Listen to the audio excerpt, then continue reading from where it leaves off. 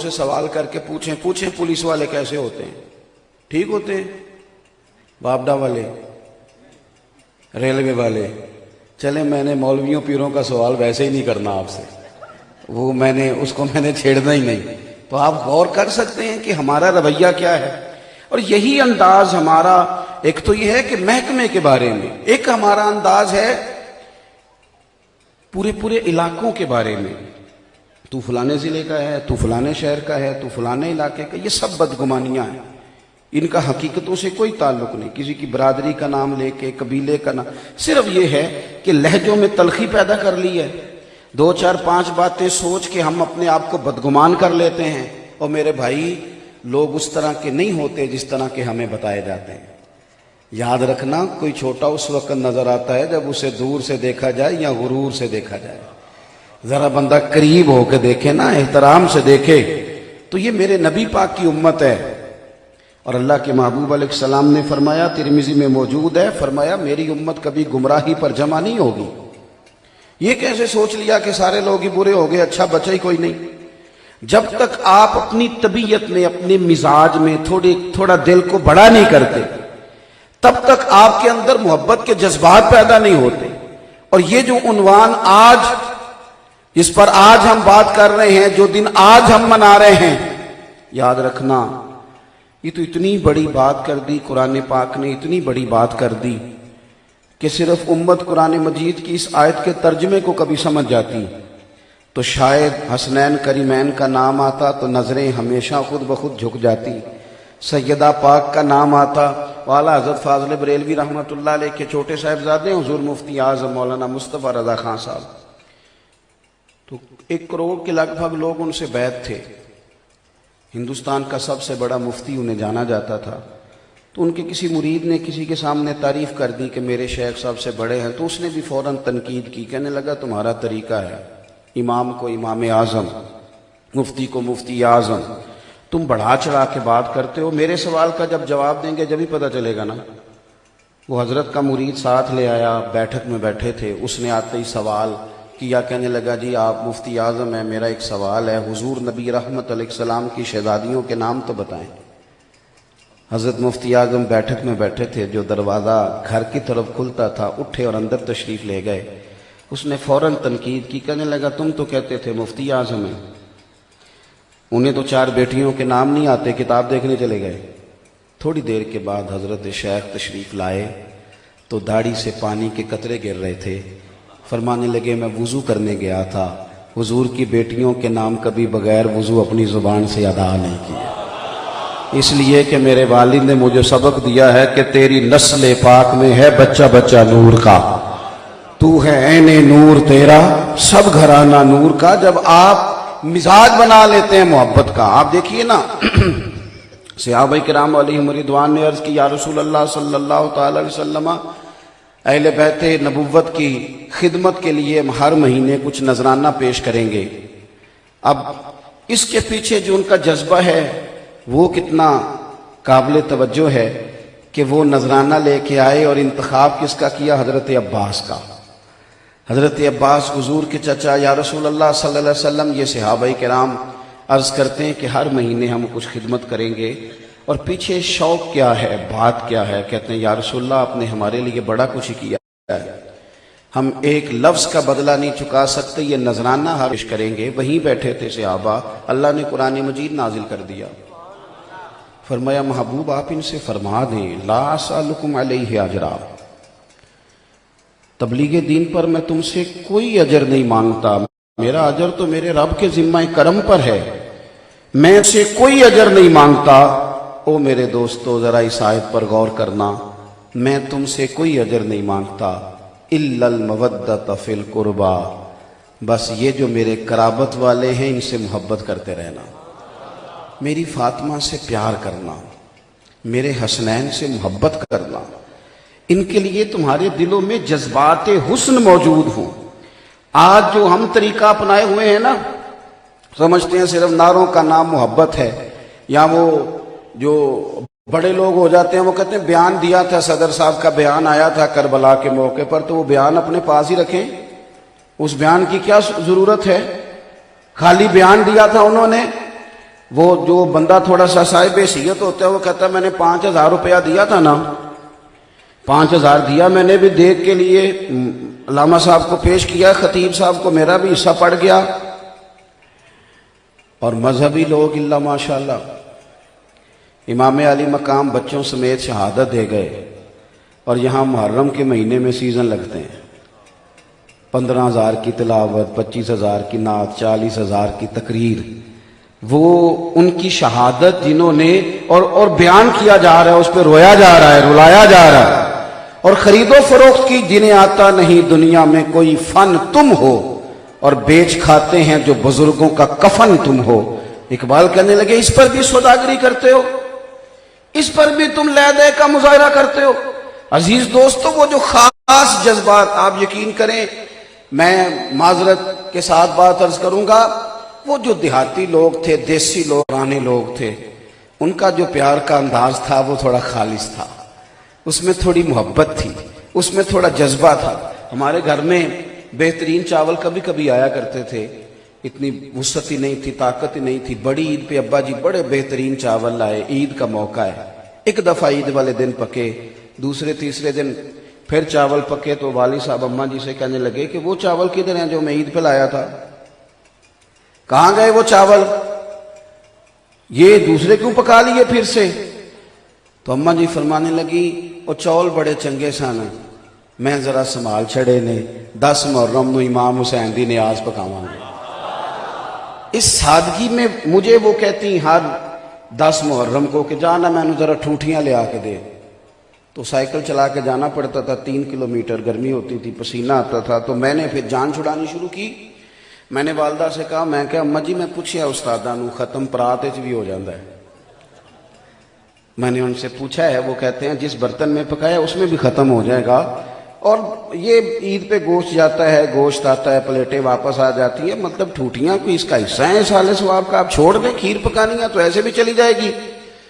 تو ماں ہوتی ہے، اماں جی فرمانے لگی تو مسئلے رکھنا اپنے کول سنے اپنے استاداں دے، جہاں جا کے نہ مینوں ٹھوٹیاں لیا کے دے، میں اپنے بزرگاں تو یہی سنیا ہے۔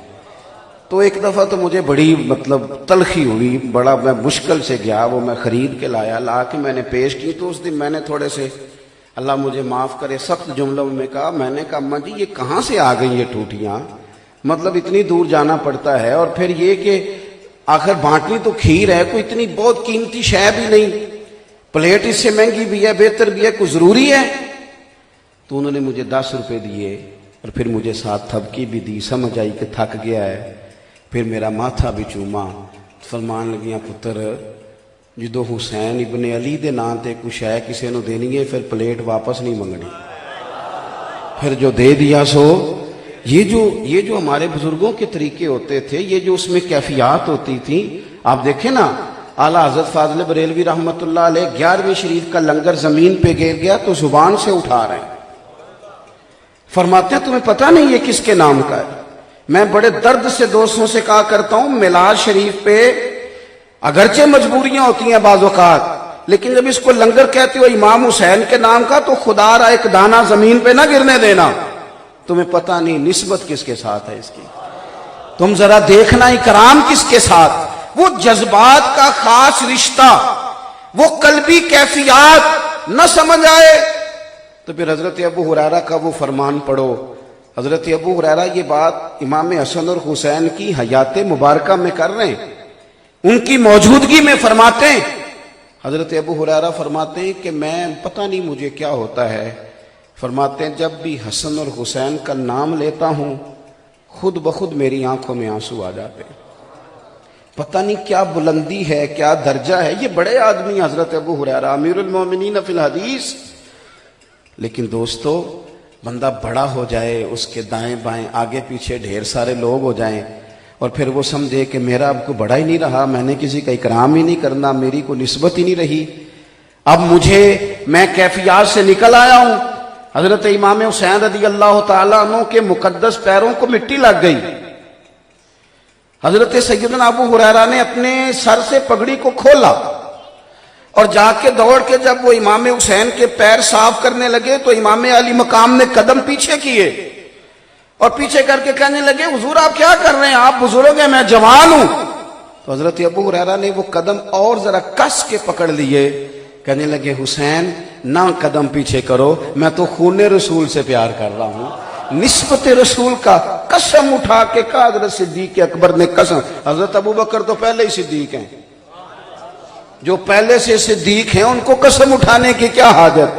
جو پہلے سے صدیق، میرے صدیق نہیں، صدیق اکبر، جنہیں رب کریم کہے کہ تصدیق کرنے والے ہیں. حضرت ابو بکر صدیق قسم اٹھا کے کہتے ہیں، قسم اٹھا کے.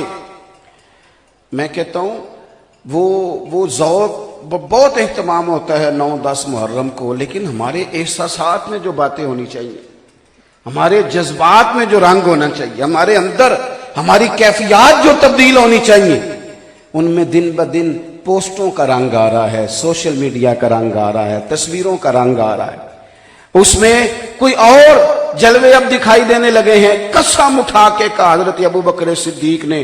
میں نے کہا ضرورت نہیں، وہ تو پہلے ہی صدیق ہیں. پر قسم اٹھا کے کہنے لگے لوگو مجھے اللہ کی عزت کی قسم، مجھے اپنے ہر رشتے سے زیادہ مدینے والے محبوب کے رشتے عزیز ہیں. اپنے ہر رشتے سے زیادہ حضور کا رشتہ محبوب ہے.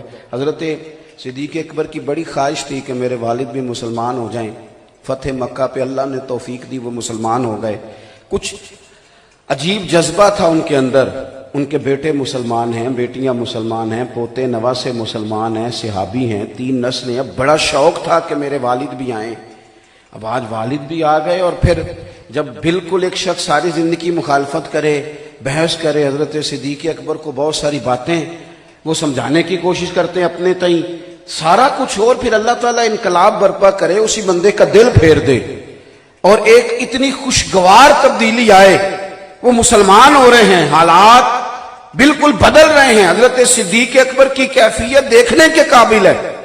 ان کا وہ ذوق شوق والد کے کلمہ پڑھنے پر جب حضور نے دیکھا تو کریم محبوب فرمانے لگے ابو بکر مبارک ہو تمہارے والد بھی. اور یہاں ایک اور بات بھی عرض کروں، جب حضرت صدیق اکبر انہیں لے کے آئے نا حضور کی بارگاہ میں فتح مکہ پر، تو وہ بوڑھے تھے، نابینا تھے. تو حضور نے فرمایا کیوں لائے ہو؟ یا رسول اللہ کلمہ پڑھنا ہے. ذرا اس پر بھی غور کرنا، یہ بھی ایک انداز ہے.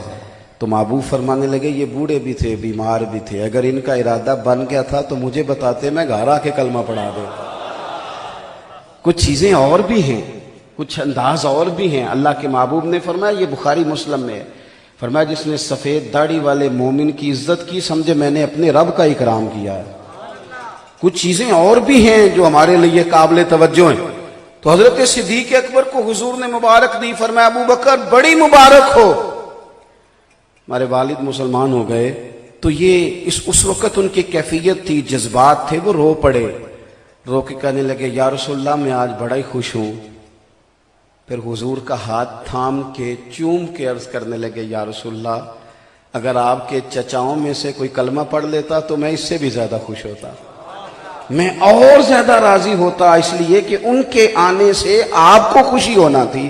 دوستو حضور کی اولاد پاک کے ساتھ سید کا نا صحیح العقیدہ ہونا شرط ہے، باقی آپ اس کا اکرام کریں. اور آپ کو لطف آئے گا جب آپ کا مزاج، آپ کی طبیعت ادب والی ہو جائے گی، آپ خود محسوس کریں گے کہ میں قرار میں. باقی بدگمانیاں ہیں زندگی میں، جتنی مرضی پیدا کر لیں، جس کے بارے میں مرضی پیدا کر لیں، جس طرح کر کے مرضی کر لیں، لیکن اگر ان لوگوں کے ساتھ اکرام. اور دوسری بات، ایک تو محبت، دوسری بات احترام.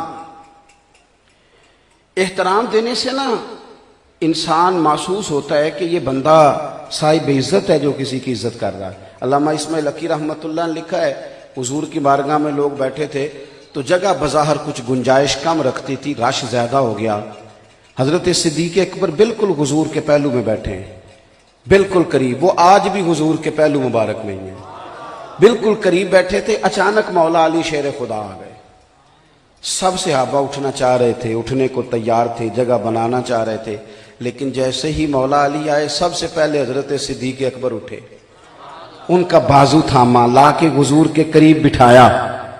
اور کوئی تبصرہ نہیں، کسی شخص نے کوئی بات نہیں کی، کیونکہ وہ حضور کی بارگاہ ہے. صحابہ یوں بیٹھتے تھے جیسے سروں پہ پرندے بیٹھے، کسی نے کوئی کلام نہیں کیا، کوئی تبصرہ نہیں کیا. لیکن اللہ کے محبوب خود ہی بولے. حضور فرمانے لگے دیکھا تم نے, میری طرف دیکھیے جی, فرمایا دیکھا تم نے ابو بکر صدیق نے کیا کیا ہے, کس طرح علی کا احترام کیا, لا کے بٹھایا.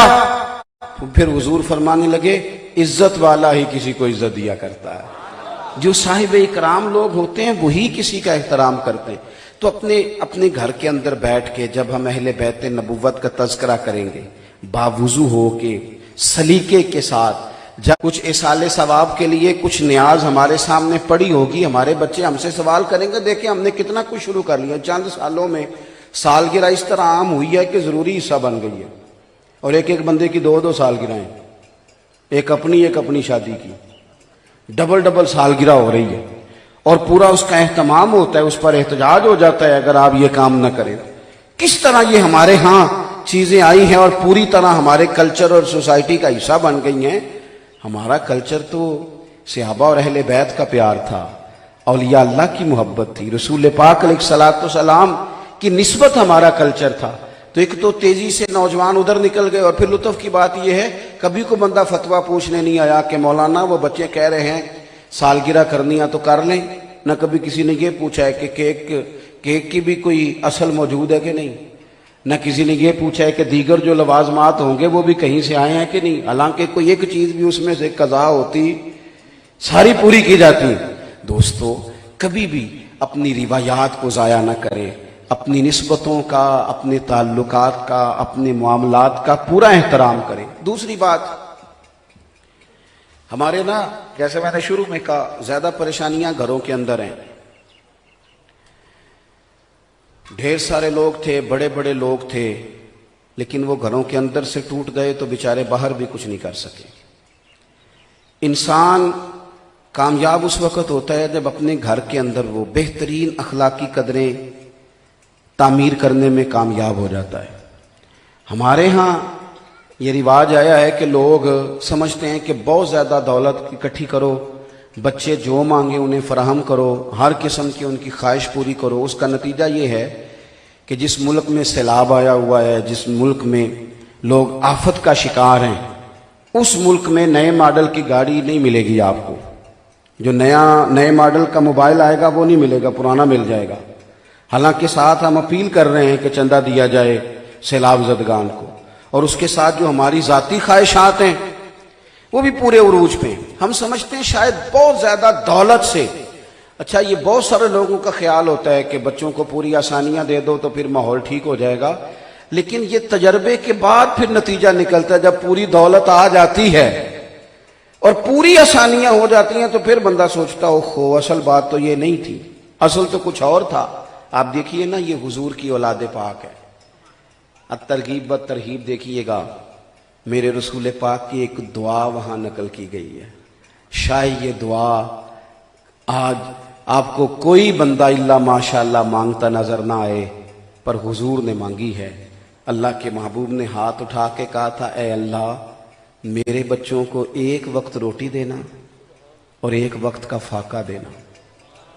مانگے کوئی دعا اپنے بچوں کے لیے, اللہ انہیں بس بقدر کفایت روزی دینا ایک وقت, اور وہ خاص سادگی.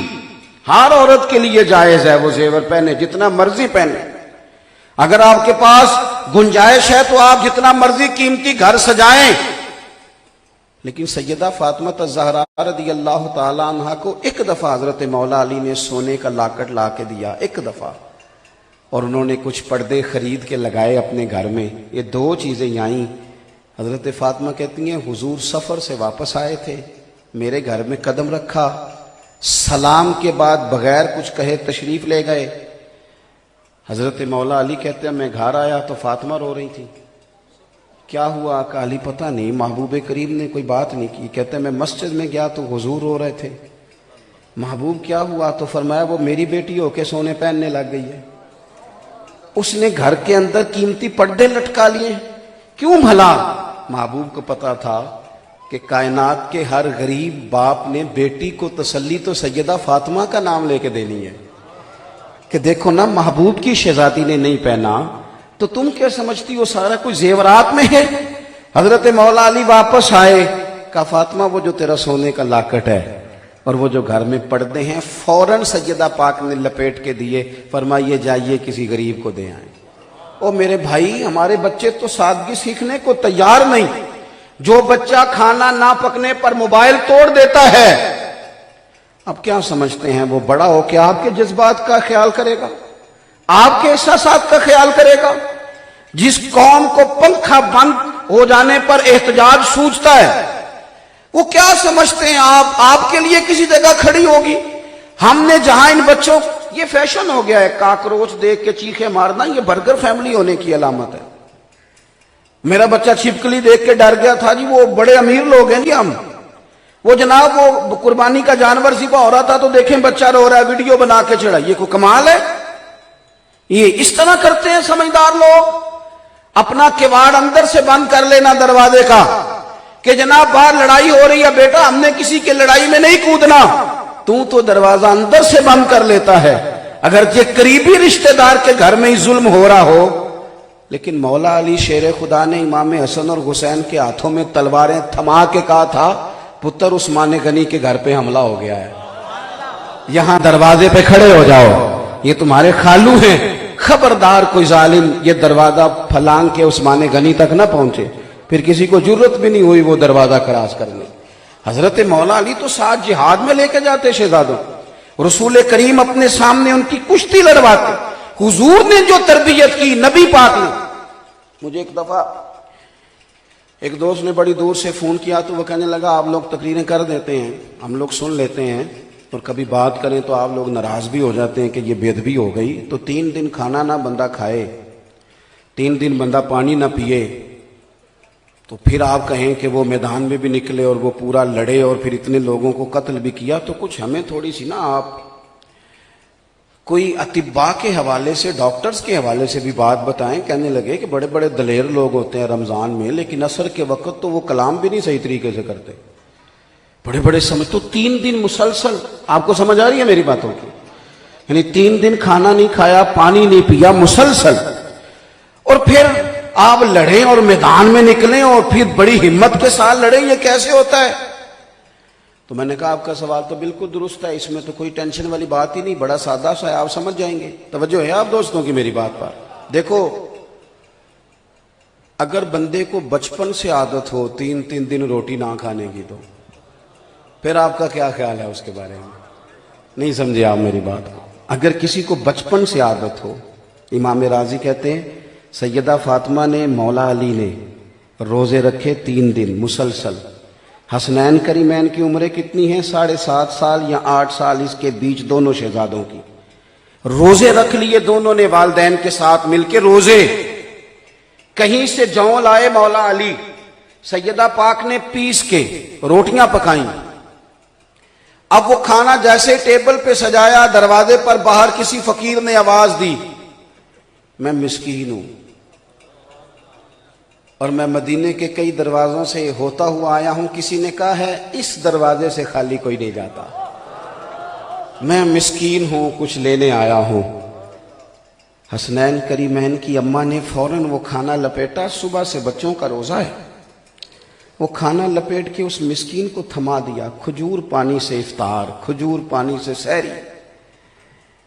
اگلے دن صبح پھر روزہ رکھا سب خاندان نے، وقت آیا دوپہر کا، وقت آیا شام کا، اب جب عین افطار کا ٹائم آیا تو کل سے لقمہ گندم کا، اناج کا، جوں کا پیٹ میں نہیں گیا۔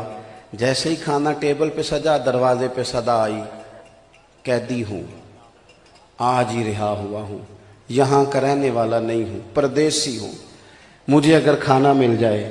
اٹھایا کھانا، اس قیدی کو تھما دیا۔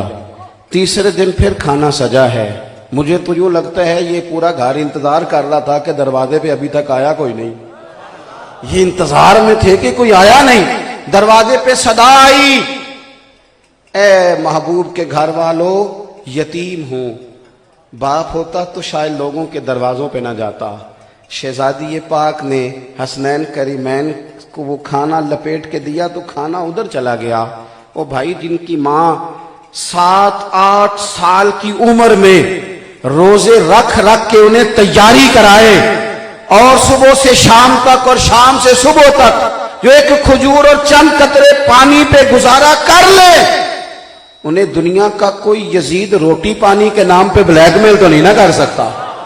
روٹی پانی کے نام پہ جو قوم لڑے اور کہے کہ میری مرضی کا کھانا نہیں تو جاؤ میں احتجاج کر رہا ہوں، گھر سے نکل رہا ہوں، ان کے لیے مشکل ہوتا ہے۔ اور جن کی شروع سے تیاری ہونا، جو تیار کیے جا چکے ہوں، ان کے لیے پھر یہ مشکل